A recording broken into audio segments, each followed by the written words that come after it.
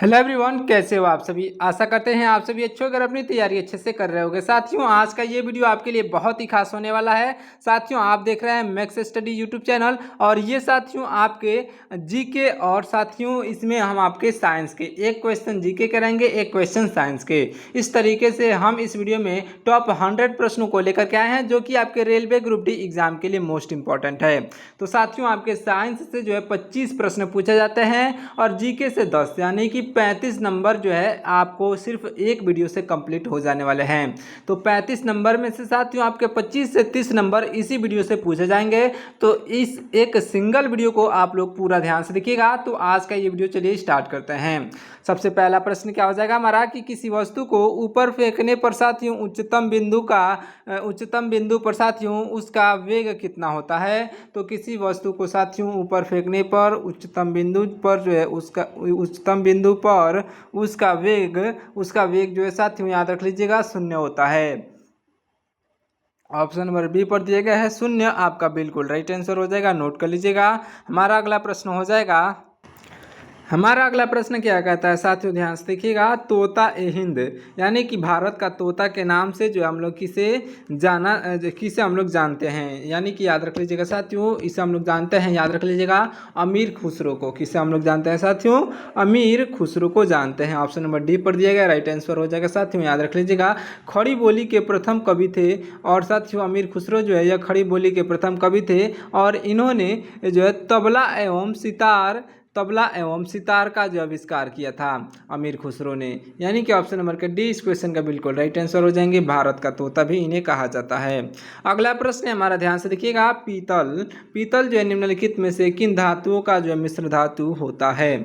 तो पीतल जो होता है साथियों याद रख लीजिएगा तांबा और जस्ता का होता है। साथियों याद रख लीजिएगा किसका होता है? तो तांबा और जस्ता का होता है। साथियों याद रख लीजिएगा तांबा और जस्ता, जो कि आपका ऑप्शन नंबर ए पर दिया गया है, बिल्कुल राइट आंसर हो जाएगा Cu+Zn। और साथ ही साथ याद रख लीजिएगा साथियों इसमें लगभग 60 से 70% तांबा और 30 से 40% जस्ता होता है। तो इसे आप अच्छे से नोट कर लीजिएगा। ऑप्शन नंबर का जो है ये बिल्कुल राइट आंसर हो जाएगा। अगला प्रश्न देखिएगा। हमारा अगला प्रश्न क्या हो जाएगा साथियों, ध्यान से देखिएगा। भारतीय संविधान के किस भाग में पंचायती राज व्यवस्था का वर्णन है। तो भारतीय संविधान के किस भाग में साथियों पंचायती राज व्यवस्था का वर्णन है। तो आपका राइट आंसर हो जाएगा ऑप्शन नंबर का सी, यानी कि भाग 4 में है साथियों। भाग 4 जो कि आपका ऑप्शन नंबर सी पर दिया गया है, भाग 4 इस क्वेश्चन का बिल्कुल राइट आंसर हो जाएगा। ये भी याद रख लीजिएगा साथियों, ये भी आप अच्छे से याद रख लीजिएगा। यह जो है आपका ऑप्शन नंबर जो है याद रख लीजिएगा, ऑप्शन नंबर का सी इस क्वेश्चन का बिल्कुल राइट आंसर हो जाएगा। अच्छे से नोट कर लीजिएगा, आपका ऑप्शन नंबर का सी राइट आंसर होगा। और साथ ही साथ इसे हम लोग जो है 73वें संविधान संशोधन 1992 द्वारा जोड़ा गया था। इसे भी आप अच्छे से याद रख लीजिएगा, किसके द्वारा जोड़ा गया था। तो 73वें संविधान संशोधन के द्वारा जोड़ा गया था और इसे आप अच्छे से नोट कर लीजिएगा साथियों 1992 में। कब साथियों? 1992 में जोड़ा गया था। बढ़ते हैं अगले प्रश्न की ओर, ध्यान से देखिएगा। हमारा अगला प्रश्न हो जाएगा कि मानव शरीर का सबसे बड़ा अंग निम्नलिखित में से कौन सा है। तो मानव शरीर में जो सबसे बड़ा अंग जो है यह कौन सा हो जाएगा साथियों? आपका राइट आंसर हो जाएगा मानव शरीर में सबसे बड़ा अंग यह साथियों त्वचा हो जाएगा, जो कि आपका ऑप्शन नंबर डी पर दिया गया है साथियों। ऑप्शन नंबर का डी इस क्वेश्चन का बिल्कुल राइट आंसर हो जाएगा। याद रख लीजिएगा ऑप्शन नंबर का डी त्वचा आपका बिल्कुल राइट आंसर होगा। देखते हैं अगला प्रश्न, ध्यान से देखिएगा। हमारा अगला प्रश्न हो जाएगा साथियों, अंतर्राष्ट्रीय संगठन यूनेस्को का जो मुख्यालय कहाँ पर है, स्थित है साथियों? कहाँ पर? तो याद रख लीजिएगा यह जो है अंतर्राष्ट्रीय संगठन यूनेस्को का मुख्यालय कहाँ पर स्थित है। तो पेरिस में है। ऑप्शन नंबर सी पर दिया गया है साथियों पेरिस। ऑप्शन नंबर का सी इस क्वेश्चन का बिल्कुल राइट आंसर हो जाएगा। याद रख लीजिएगा ऑप्शन नंबर सी पर दिया गया पेरिस इस क्वेश्चन का राइट आंसर होगा। अगले प्रश्न को देखिएगा। हमारा अगला प्रश्न क्या हो जाएगा साथियों, ध्यान से देखिएगा। अगला प्रश्न हो जाएगा कि सौर ऊर्जा के स्रोत सूर्य का जो है मुख्य गैसीय घटक कौन सा है। सौर ऊर्जा के स्रोत सूर्य का मुख्य गैसीय घटक कौन सा है। तो आपका राइट आंसर हो जाएगा साथियों ऊर्जा का यह जो है हाइड्रोजन मुख्य घटक है इसका। तो जो ऑप्शन नंबर बी पर दिया गया हाइड्रोजन इस क्वेश्चन का बिल्कुल राइट आंसर हो जाएगा। देखिए अगला प्रश्न, हमारा अगला प्रश्न हो जाएगा कि भारत सरकार द्वारा साथियों जो है भारत सरकार द्वारा अंत्योदय अन्न योजना जो है किस वर्ष से शुरू की गई थी। तो आपका राइट आंसर हो जाएगा साथियों यह जो है सन 2000 में शुरू किया गया था। ऑप्शन नंबर ए पर दिया गया है सन 2000 आपका बिल्कुल राइट आंसर हो जाएगा, नोट कर लीजिएगा। देखते हैं अगला प्रश्न, ध्यान से देखिएगा। हमारा अगला प्रश्न क्या हो जाएगा कि मिश्र धातु जर्मन सिल्वर में मिश्र धातु जर्मन सिल्वर में साथियों कौन कौन सी धातुएं शामिल होती हैं। तो याद रख लीजिएगा साथियों इसमें जो है इसमें आपकी कौन कौन सी धातुएं शामिल होती हैं। तो CuZnNi यानी कि तांबा जस्ता और निकेल आपका ऑप्शन नंबर डी पर दिया गया। ऑप्शन नंबर का डी इस क्वेश्चन का बिल्कुल राइट आंसर हो जाएगा, याद रख लीजिएगा। देखिए अगला प्रश्न, हमारा अगला प्रश्न क्या हो जाएगा कि प्रसिद्ध ऐतिहासिक कथन जो है दिल्ली अभी दूर है किस सूफी संत का था। तो याद रख लीजिएगा दिल्ली अभी दूर है यह साथियों निजामुद्दीन औलिया का था। किसका था साथियों, निजामुद्दीन औलिया, जो कि आपका ऑप्शन नंबर सी पर दिए गए हैं। ऑप्शन नंबर का सी बिल्कुल राइट आंसर हो जाएंगे, याद रख लीजिएगा। देखते हैं अगला प्रश्न, ध्यान से देखिएगा। हमारा अगला प्रश्न क्या हो जाएगा साथियों, ध्यान से देखिएगा। हमारा अगला प्रश्न क्या हो जाएगा, हमारा अगला प्रश्न हो जाएगा यहाँ पर ध्यान से देखिएगा। हमारा अगला प्रश्न हो जाएगा कि मनुष्य में जो है जीका विषाणु का संचार मुख्य रूप से किसके द्वारा होता है। तो मनुष्य में जीका विषाणु का जो है जीका विषाणु का संचार जो होता है यह मच्छरों के द्वारा होता है।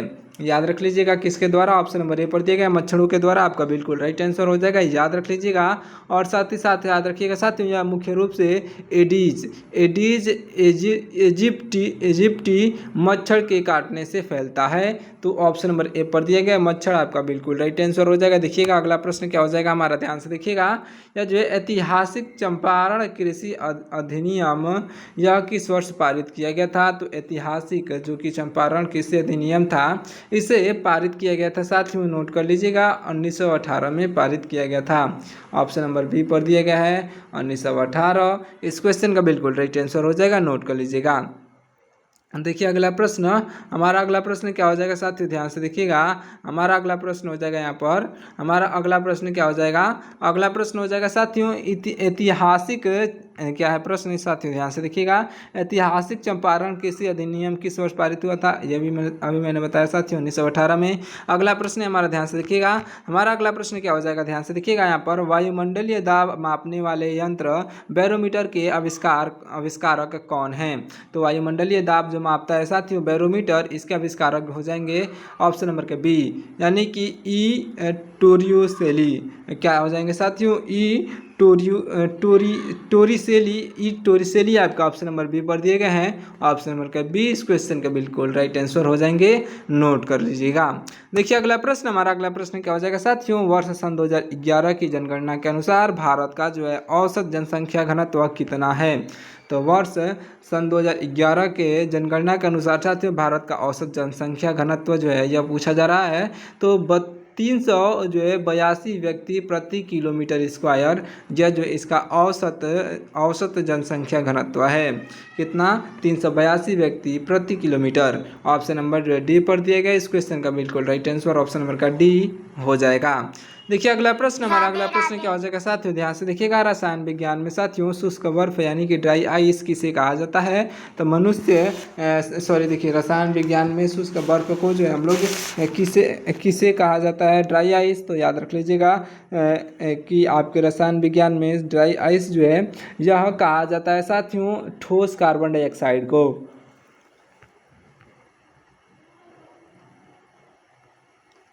ऑप्शन नंबर सी पर दिया गया ठोस कार्बन डाइऑक्साइड इस क्वेश्चन का बिल्कुल राइट आंसर हो जाएगा, नोट कर लीजिएगा। हमारा अगला प्रश्न हो जाएगा साथियों प्रसिद्ध सांस्कृतिक जो पुष्कर मेला जो है किस राज्य में आयोजित होती है। तो याद रख लीजिएगा प्रसिद्ध सांस्कृतिक पुष्कर मेला किस राज्य में आयोजित होता है साथियों। तो याद रख लीजिएगा यह आयोजित होता है राजस्थान में। याद रखिएगा कहाँ पर आयोजित होता है साथियों, राजस्थान में, जो कि आपका ऑप्शन नंबर जो है बी पर दिया गया राजस्थान इस क्वेश्चन का बिल्कुल राइट आंसर हो जाएगा, नोट कर लीजिएगा। यह अजमेर जिले के जो है साथियों यह अजमेर जिले के कार्तिक पूर्णिमा के अवसर पर जो आयोजित होता है। तो इसे भी आप अच्छे से नोट कर लीजिएगा। बढ़ते हैं अगले प्रश्न की ओर, ध्यान से देखिएगा साथियों। हमारा अगला प्रश्न क्या हो जाएगा, यहाँ पर अगला प्रश्न हो जाएगा जाएगा कि मानव शरीर में साथियों, मानव शरीर में इन्फ्लुएंजा बीमारी जो है किसके संक्रमण के कारण होता है? तो इन्फ्लुएंजा बीमारी जो होती है साथियों, याद रख लीजिएगा, यह बीमारी जो है विषाणुओं के कारण यानी कि वायरस के कारण होता है। ऑप्शन नंबर डी पर दिया गया वायरस आपका बिल्कुल राइट आंसर हो जाएगा। याद रख लीजिएगा, यह जो है यह आपके मिक्सो वायरस या फिर आर्थोमिक्सो वायरस परिवार के वायरस से होता है। तो इसे आप अच्छे से नोट कर लीजिएगा। देखते हैं अगला प्रश्न, ध्यान से देखिएगा। हमारा अगला प्रश्न क्या हो जाएगा? अगला प्रश्न हो जाएगा कि संयुक्त राष्ट्र के जो अंतर्राष्ट्रीय न्यायालय का जो मुख्यालय कहाँ पर स्थित है? तो आपका राइट आंसर हो जाएगा साथियों, याद रख लीजिएगा, हेग में है। कहाँ पर? हेग, जो कि आपका ऑप्शन नंबर ए पर दिया गया है। हेग इस क्वेश्चन का बिल्कुल राइट आंसर हो जाएगा। देखिए अगला प्रश्न, हमारा अगला प्रश्न क्या हो जाएगा साथियों? सूर्य से निकलने वाले जो है प्रकाश को पृथ्वी तक पहुँचने में कितना समय लगता है? तो सूर्य से निकलने वाले प्रकाश को हम लोग पृथ्वी तक पहुंचने में कितना समय लगता है साथियों? तो याद रख लीजिएगा, सूर्य से निकलने वाले प्रकाश को पृथ्वी तक पहुंचने में जो है कुल मिलाकर के कितना समय लगता है? तो आपका राइट आंसर हो जाएगा, याद रख लीजिएगा, यह जो साथियों कितना समय लगता है? आपका राइट आंसर यहाँ पर हो जाएगा, नोट कर लीजिएगा साथियों, यहाँ पर आपका राइट आंसर जो हो जाएगा, यह आपका राइट आंसर हो जाएगा ऑप्शन नंबर का सी, यानी कि 8 मिनट 20 सेकेंड लगता है। 8 मिनट 20 सेकेंड यानी कि लगभग 500 second. 8 minute 20 second option number C पर दिए गए इस क्वेश्चन का बिल्कुल राइट आंसर हो जाएगा, नोट कर लीजिएगा। हमारा अगला प्रश्न हो जाएगा साथियों, अंतर्राष्ट्रीय स्तर पर साथियों, अंतर्राष्ट्रीय स्तर पर दिरहम जो है किस देश की आधिकारिक मुद्रा है? तो दिरहम जो है संयुक्त अरब अमीरात यानी कि यूएई की है साथियों, याद रख लीजिएगा, दिरहम जो है यूएई की मुद्रा है। याद रख लीजिएगा, यह एक यूएई दिरहम में साथियों 100 फालस होते हैं। इसे भी आप अच्छे से नोट कर लीजिएगा, एक यूएई दिरहम में 100 फालस होते हैं, इसे आप अच्छे से नोट कर लीजिएगा। चलिए देखते हैं अगला प्रश्न, ध्यान से देखिएगा। हमारा अगला प्रश्न क्या हो जाएगा साथियों? ध्यान से देखिएगा, हमारा अगला प्रश्न हो जाएगा कि प्रसिद्ध कीटनाशक डीडीटी की खोज किस वैज्ञानिक ने की थी? तो प्रसिद्ध कीटनाशक डीडीटी की खोज जो है यह किस वैज्ञानिक ने किया था? आपका राइट आंसर हो जाएगा, नोट कर लीजिएगा, आपका ऑप्शन नंबर का सी, यानी कि पाल मूलर ने। साथियों पाल मूलर आपका ऑप्शन नंबर सी पर दिया गया, पाल मूलर आपका बिल्कुल राइट आंसर हो जाएगा। देखिए अगला प्रश्न, हमारा अगला प्रश्न हो जाएगा कि भारतीय संविधान में साथियों एकल नागरिकता का प्रावधान किस देश से लिया गया है? तो भारतीय संविधान में एकल नागरिकता का प्रावधान जो है यह किस देश से लिया गया है? तो आपका राइट आंसर हो जाएगा ऑप्शन नंबर का बी, यानी कि ब्रिटेन से लिया गया है। साथियों ऑप्शन नंबर बी पर दिया गया है, ऑप्शन नंबर का बी ब्रिटेन इस क्वेश्चन का बिल्कुल राइट आंसर हो जाएगा, नोट कर लीजिएगा। देखिए अगला प्रश्न, हमारा अगला प्रश्न क्या हो जाएगा कि मानव शरीर का जो है कौन सा अंग इंसुलिन हार्मोन का स्रावन करता है? तो इंसुलिन हार्मोन का स्रावन जो करता है साथियों, याद रख लीजिएगा, मानव शरीर का यह अग्न्याशय करता है। अग्न्याशय जो कि आपका ऑप्शन नंबर ए पर दिया गया है साथियों, अग्न्याशय आपका बिल्कुल राइट आंसर हो जाएगा, अच्छे से नोट कर लीजिएगा। और साथ ही साथ याद रख लीजिएगा, अग्न्याशय की जो है यह लैंगरहैंस की जो है दूपिकाओं की बीटा कोशिकाओं से जो है इंसुलिन निकलता है। ये भी आप अच्छे से नोट कर लीजिएगा। बढ़ते हैं अगले प्रश्न की ओर, ध्यान से देखिएगा। हमारा अगला प्रश्न क्या हो जाएगा साथियों, संस्कृत साहित्य की जो है प्रसिद्ध काव्य रचना मेघदूत के रचयिता कौन है? तो मेघदूत के रचयिता साथियों जो है कालिदास आपके बिल्कुल राइट आंसर हो जाएंगे, नोट कर लीजिएगा, ऑप्शन नंबर डी पर दिए गए हैं, कालिदास आपका बिल्कुल राइट आंसर हो जाएंगे, नोट कर लीजिएगा साथियों। यह यक्ष और साथियों उसकी प्रेयसी के विरह पर जो है आधारित एक प्रसिद्ध खंड काव्य है। तो इसे भी आप अच्छे से याद रख लीजिएगा। मेघदूत क्या है? तो यह एक प्रकार का खंड काव्य है, इसे आप अच्छे से याद रख लीजिएगा। इसके राइट आंसर हो जाएंगे ऑप्शन नंबर का डी, कालिदास। अच्छे से याद रख लीजिएगा साथियों, क्या हो जाएंगे? ऑप्शन नंबर का डी, कालिदास इस क्वेश्चन का बिल्कुल राइट आंसर हो जाएंगे। देखिए अगला प्रश्न, हमारा अगला प्रश्न क्या हो जाएगा साथियों, ध्यान से देखिएगा। हमारा अगला प्रश्न हो जाएगा कि विभिन्न चक्रवातों में सर्वाधिक तीव्र और विनाशकारी चक्रवात कौन सा है? तो आपका राइट आंसर हो जाएगा साथियों, याद रख लीजिएगा, आपका राइट आंसर हो जाएगा, आपका राइट आंसर क्या हो जाएगा यहाँ पर? आपका राइट आंसर हो जाएगा ऑप्शन नंबर का सी, यानी कि टार्नेडो साथियों आपका ऑप्शन नंबर सी पर दिया गया है। यहाँ पर टार्नेडो ऑप्शन नंबर का सी इस क्वेश्चन का बिल्कुल राइट आंसर हो जाएगा, नोट कर लीजिएगा। देखिए अगला प्रश्न, हमारा अगला प्रश्न हो जाएगा कि अंतर्राष्ट्रीय व्यापार को साथियों नियंत्रित करने वाले WTO का जो मुख्यालय कहाँ पर स्थित है? तो वर्ल्ड WTO यानी कि अंतर्राष्ट्रीय व्यापार व्यापार को जो नियंत्रित करने वाले WTO का मुख्यालय यह स्थित है साथियों जेनेवा में। जेनेवा जो कि आपका ऑप्शन नंबर ए पर दिया गया, इस क्वेश्चन का बिल्कुल राइट आंसर हो जाएगा जेनेवा, नोट कर लीजिएगा। देखिए अगला प्रश्न, हमारा अगला प्रश्न हो जाएगा साथियों, हवाई गुब्बारों में सुरक्षित उड़ान हेतु किस हल्की गैस का प्रयोग होता है? तो हवाई गुब्बारों में साथियों हीलियम का प्रयोग होता है, जिससे कि वह जो है हल्की गैस का प्रयोग होता है, जिससे कि हवाई गुब्बारे जो हैं सुरक्षित उड़ जाते हैं, यानी कि हवा में चले जाते हैं। अगले प्रश्नों को देखिएगा, हमारा अगला प्रश्न क्या हो जाएगा साथियों, ध्यान से देखिएगा। उत्तरी यूरोपीय देश फिनलैंड की प्रशासनिक राजधानी का नाम क्या है? तो आपका राइट आंसर हो जाएगा साथियों, इसका नाम क्या है? तो हेलसिंकी। क्या नाम है? हेलसिंकी। हेलसिंकी जो कि आपका ऑप्शन नंबर बी पर दिया गया, बिल्कुल राइट आंसर हो जाएगा। याद रख लीजिएगा, फिनलैंड को जो हम लोग झीलों का देश भी कहते हैं, इसे भी याद रख लीजिएगा, फिनलैंड को हम लोग झीलों का देश भी कहते हैं। अगला प्रश्न है हमारा, ध्यान से देखिएगा। मनुष्य का जो रक्तचाप यानी कि ब्लड प्रेशर मापने हेतु किस उपकरण का प्रयोग होता है? तो मनुष्य का ब्लड प्रेशर मापने के लिए हम लोग प्रयोग करते हैं साथियों सिस्मोमैग्नोमीटर। सिस्मोमैग्नोमीटर जो कि आपका ऑप्शन नंबर डी पर दिया गया है, सिस्मोमैग्नोमीटर आपका ऑप्शन नंबर का डी, इस क्वेश्चन का बिल्कुल राइट आंसर हो जाएगा, याद रख लीजिएगा। हमारा अगला प्रश्न हो जाएगा कि प्रसिद्ध धार्मिक स्थल यह जो है पशुपतिनाथ मंदिर किस शहर में स्थित है? तो पशुपतिनाथ मंदिर जो है यह स्थित है, याद रख लीजिएगा साथियों, आपका ऑप्शन नंबर के सी यानी कि काठमांडू में। साथियों काठमांडू जो कि आपका ऑप्शन नंबर सी पर दिया गया है, काठमांडू आपका बिल्कुल राइट आंसर हो जाएगा। ऑप्शन नंबर सी पर दिया गया काठमांडू, इस क्वेश्चन का बिल्कुल राइट आंसर हो जाएगा साथियों। यह मंदिर जो है बागमती नदी के तट पर स्थित है। कहाँ पर स्थित है साथियों? तो यह जो है बागमती आपका ऑप्शन नंबर, बागमती तो दिया नहीं है साथियों, काठमांडू इस क्वेश्चन का राइट आंसर हो जाएगा। अगला प्रश्न क्या है हमारा, ध्यान से देखिएगा साथियों। अगला प्रश्न है कि खगोल विज्ञान के प्रयुक्त प्रकाश वर्ष किसकी मापन इकाई है? तो यह साथियों प्रकाश वर्ष जो है यह किसकी मापन इकाई है? तो आपका राइट आंसर हो जाएगा साथियों दूरी की, ऑप्शन नंबर बी पर दिए गए दूरी, इस क्वेश्चन का बिल्कुल राइट आंसर हो जाएगा। याद रख लीजिएगा, एक प्रकाश वर्ष बराबर जो है होता है 9.46 गुणे 10 पर 9.46 गुणे 10 पर साथियों 15 होता है। याद रख लीजिएगा कितना होता है साथियों, 15 होता है, आप अच्छे से नोट कर लीजिएगा। बढ़ते हैं अगले प्रश्न की ओर, ध्यान से देखिएगा। हमारा अगला प्रश्न क्या हो जाएगा कि ब्रिटिश काल में साथियों स्थापित फोर्ट विलियम कॉलेज कहाँ पर स्थित है? तो ब्रिटिश काल में स्थापित साथियों फोर्ट विलियम कॉलेज कोलकाता में स्थित है साथियों। लॉर्ड वेलेस्ली ने साथियों इसे 1800 ईस्वी में नागरिक सेवकों के प्रशिक्षण हेतु इसे बनवाया था। तो इस प्रकार से कोलकाता ऑप्शन नंबर का डी, इस क्वेश्चन का बिल्कुल राइट आंसर हो जाएगा, याद रख लीजिएगा, ऑप्शन नंबर डी पर दिया गया है। अगले प्रश्न को देखते हैं। हमारा अगला प्रश्न क्या हो जाएगा साथियों, नींबू और संतरे जैसे खट्टे फलों में मुख्य रूप से कौन सा अम्ल होता है? तो नींबू और जो संतरे जैसे खट्टे फलों में जो अम्ल होता है यह साइट्रिक अम्ल पाया जाता है साथियों।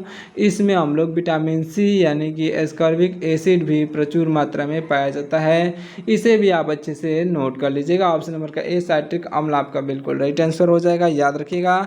अगला प्रश्न है हमारा, ध्यान से देखिएगा। भारत के जो है महान्यायवादी की जो नियुक्ति संविधान के किस अनुच्छेद में है? तो याद रख लीजिएगा, यह जो है अनुच्छेद 76 में है, यानी कि अनुच्छेद 76 आपका ऑप्शन नंबर का जो है सी, इस क्वेश्चन का बिल्कुल राइट आंसर हो जाएगा, याद रख लीजिएगा। चलिए देखते हैं अगले प्रश्न को, ध्यान से देखिएगा। हमारा अगला प्रश्न क्या हो जाएगा साथियों, हमारा अगला प्रश्न हो जाएगा यहाँ पर, ध्यान से देखिएगा। अगला प्रश्न हो जाएगा कि किस विटामिन को हम लोग प्रतिरक्षा सुधारक या फिर एंटी कैंसर विटामिन कहते हैं?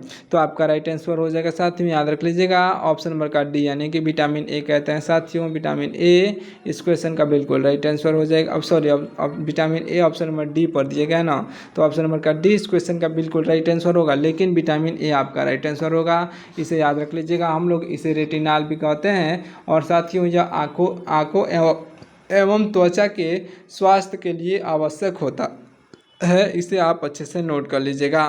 देखिए अगला प्रश्न, हमारा अगला प्रश्न क्या हो जाएगा कि प्रसिद्ध प्रसिद्ध सिंगालीला राष्ट्रीय उद्यान जो है भारत के किस राज्य में स्थित है? तो प्रसिद्ध सिंगालीला राष्ट्रीय उद्यान या भारत के किस राज्य में स्थित है साथियों? राइट आंसर हो जाएगा ऑप्शन नंबर का सी, यानी कि पश्चिम बंगाल में। कहाँ पर स्थित है? ऑप्शन नंबर सी पर दिया गया पश्चिम बंगाल। इस क्वेश्चन का बिल्कुल राइट आंसर हो जाएगा, नोट कर लीजिएगा। देखिए अगला प्रश्न, हमारा अगला प्रश्न हो जाएगा साथियों, भौतिकी के अनुसार ध्वनि की जो है गति सर्वाधिक किस माध्यम में होती है? तो भौतिकी के अनुसार साथियों ध्वनि की गति जो होती है सर्वाधिक किस माध्यम में होती है? तो आपका राइट आंसर यहाँ पर क्या हो जाएगा, याद रख लीजिएगा, यहाँ पर आपका राइट आंसर हो जाएगा ठोस माध्यम में। साथियों याद रख लीजिएगा, धातु या फिर इस्पात ठोस माध्यम में। आपका ऑप्शन नंबर जो है सी, ऑप्शन नंबर बी पर दिया गया है। ऑप्शन नंबर का बी इस क्वेश्चन का बिल्कुल राइट आंसर हो जाएगा, नोट कर लीजिएगा। देखिए अगला प्रश्न, हमारा अगला प्रश्न क्या हो जाएगा, ध्यान से देखिएगा। विश्व की सबसे गहरी प्राकृतिक झील जो है बैकाल झील किस देश में स्थित है? तो यह जो बैकाल झील जो है यह स्थित है साथियों रूस में। कहाँ पर? ऑप्शन नंबर ए पर दिए गए रूस। इस क्वेश्चन का बिल्कुल राइट आंसर हो जाएगा, याद रख लीजिएगा। यह जो है साइबेरिया क्षेत्र में साथियों स्थित दुनिया की सबसे प्राचीन और सबसे गहरी झील है। सबसे प्राचीन भी है और सबसे गहरी भी है, रूस में है। ऑप्शन नंबर का ए बैकाल झील रूस में है, इसे भी आप याद रख लीजिएगा। ऑप्शन नंबर का ए बिल्कुल राइट आंसर हो जाएगा। देखिए अगला प्रश्न, हमारा अगला प्रश्न क्या हो जाएगा साथियों, लोहे पर जंग लगना जो है किस प्रकार का जो है परिवर्तन माना जाता है? तो लोहे पर जंग लगना किस प्रकार का परिवर्तन माना जाता है साथियों? रासायनिक जो है ऑक्सीकरण परिवर्तन। रासायनिक ऑक्सीकरण परिवर्तन, यानी कि इसमें जो ऑक्सीकरण होता है जिसके कारण लोहे पर जंग लगता है। ऑप्शन नंबर डी पर दिया गया, इस क्वेश्चन का बिल्कुल राइट आंसर हो जाएगा। देखिए अगला प्रश्न ध्यान से देखिएगा, हमारा लास्ट प्रश्न है साथियों, ध्यान से देखिएगा। क्या है प्रश्न की प्रसिद्ध शक्तिपीठ कामाख्या मंदिर भारत के किस राज्य में स्थित है? तो प्रसिद्ध शक्तिपीठ कामाख्या मंदिर यह साथियों भारत के असम राज्य में स्थित है। असम आपका ऑप्शन नंबर जो है सी पर दिया गया है। तो असम आपका ऑप्शन नंबर का सी बिल्कुल राइट आंसर हो जाएगा साथियों, याद रख लीजिएगा। और हाल ही में कौन जो है नए शिक्षा मंत्री बने हैं, आप उसे कमेंट करके जरूर से बता दीजिएगा। अगर आप अपनी तैयारी कर रहे हैं तो इसी से मालूम चल जाएगा साथियों आपकी तैयारी कैसी है। आप कमेंट करके जरूर से बताइएगा कि हाल ही में शिक्षा मंत्री चेंज हुए हैं, वो भी बच्चों के प्रोटेस्ट के कारण, तो कौन बने हैं ये आपको कमेंट करके बताना है। चलिए इस वीडियो को यहीं पे समाप्त करते हैं, मिलते हैं किसी और वीडियो में। तब तक के लिए आप हमारे वीडियो को लाइक करके और चैनल को सब्सक्राइब जरूर से कर दीजिएगा। जय हिंद।